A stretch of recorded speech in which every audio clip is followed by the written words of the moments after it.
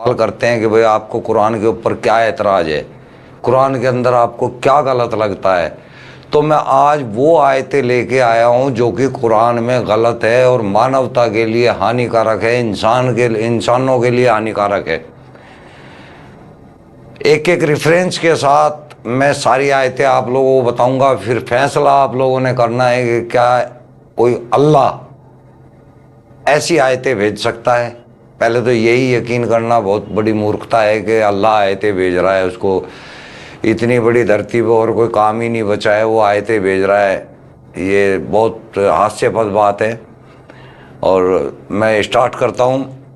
ये सारी आयतें कुरान से ली गई हैं और इनके अर्थ हिंदी अनुवादों से मिलाए गए हैं, जैसे अबुल आला मौदूदी, फारूक खान या अब्दुल मजीद दरियावादी, इन लोगों के लिखे हुए हैं। नंबर 1 सूरह बकरा की 98। अब इसको हिंदी तर्जुमे के साथ पढ़ते हैं जी। जो अल्लाह और उसके फरिश्ते, उसके रसूलों जिब्रील और मिकाइल का दुश्मन है, निसंदेह अल्लाह ऐसे काफिरों का दुश्मन है। अल्लाह काफिरों का दुश्मन है। काफिर कौन लोग हैं? जो इस्लाम के नाफरमान हैं, जो इस्लाम को, अल्लाह को और उसके रसूल को नहीं मानते, वो काफिर हैं। यहाँ काफिरों गैर मुसलमानों को अल्लाह का दुश्मन कहा गया है इस आयत के अंदर। अब चलते हैं अगली 2 नंबर आयतें।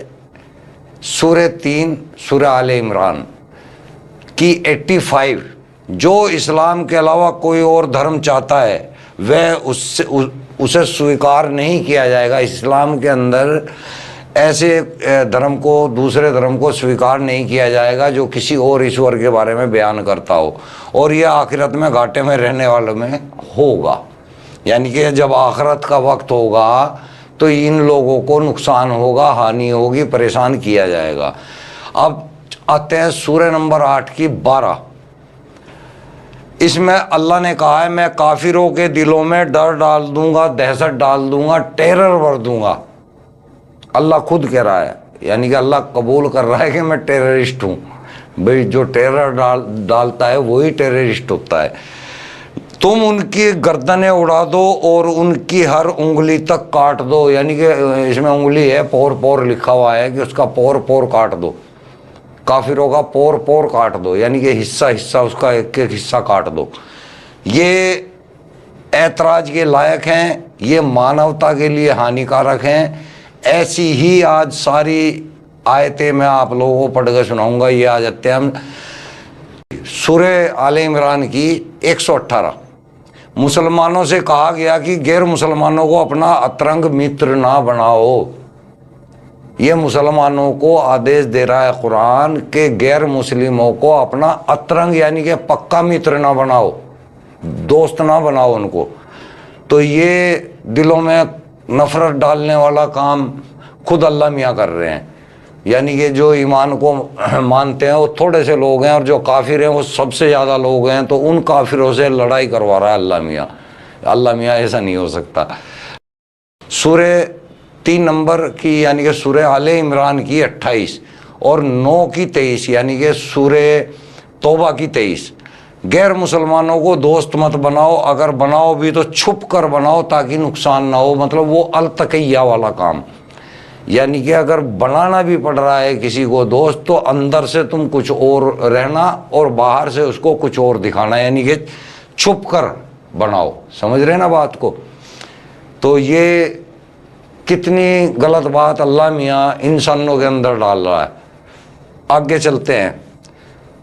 जब तक हर जगह अल्लाह का दीन ना हो जाए, हर जगह यानी कि पूरे वर्ल्ड में, पूरी दुनिया में जब तक अल्लाह का दीन निज़ाम कायम ना हो जाए तब तक उनसे लड़ो, तब तक काफिरों से लड़ो, जब तक दीन पूरी दुनिया में काबिज ना हो जाए। ये अल्लाह मियाँ कह रहा है। तो अल्लाह मियाँ तो मतलब इंसानों को इंसानों से मरवाने वाला काम कर रहा है। ये कोई राजा तो कह सकता है, अल्लाह नहीं कह सकता। 7वां ऐतराज है सूरह नंबर 22 की 30। मूर्ति पूजा नजस है, गंदगी है। नजस बोला गया अरबिक वर्ड में जो है वो वहाँ पे ये नजस है। मूर्ति पूजा गंदगी है। ये दूसरों को गंदा बता रहे हैं, मूर्तियों को गंदा बता रहे हैं, उनको वो पूजा कर रहे हैं तो उनको गंदा बता रहे हैं, अपने आप को ये अच्छा बताते हैं। 8वां एतराज है जी सूरह 9 की यानी कि सूरह तौबा की आयत नंबर 5। ये आप पढ़ेंगे, जहां कहीं भी मुशरिक मूर्ति पूजक मिले उन्हें मार डालो। ये फक्तलू काट डालो, मार डालो। ये खाली एक पैरा एक लाइन पढ़ी है मैंने, ये पूरी की पूरी काफिरों के और मुशरिकों के मूर्ति पूजकों के बारे में है। यहाँ पे भी आदेश दे रहे हैं अल्लाह मियाँ के मूर्ति पूजकों को जहाँ पाओ वहाँ मार दो। अब चलते हैं जी अपने 90वें एतराज पे, सूरह 33 यानी कि सूरह अल अहज़ाब।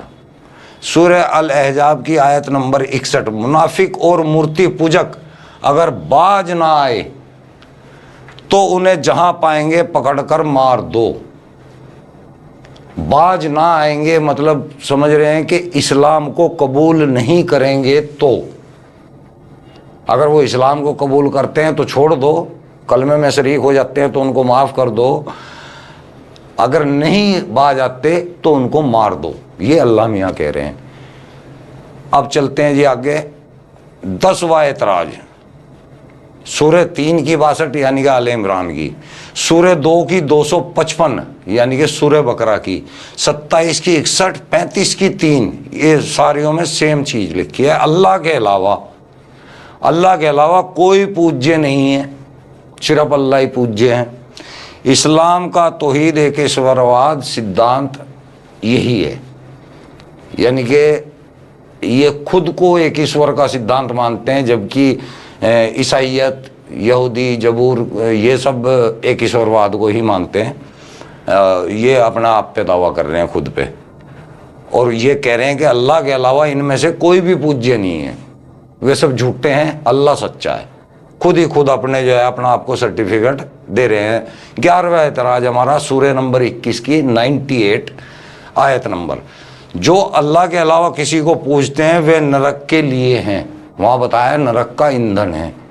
जो अल्लाह के अलावा किसी को भी पूजते हैं, किसी भी अदर धर्म को, चाहे वो सिख हो, चाहे वो ईसाई हो, चाहे वो हिंदू हो, कोई भी हो, वो लोग नरक के ईंधन हैं, नरक में जलाए जाएंगे। अल्लाह मियाँ उनको डरा रहा है।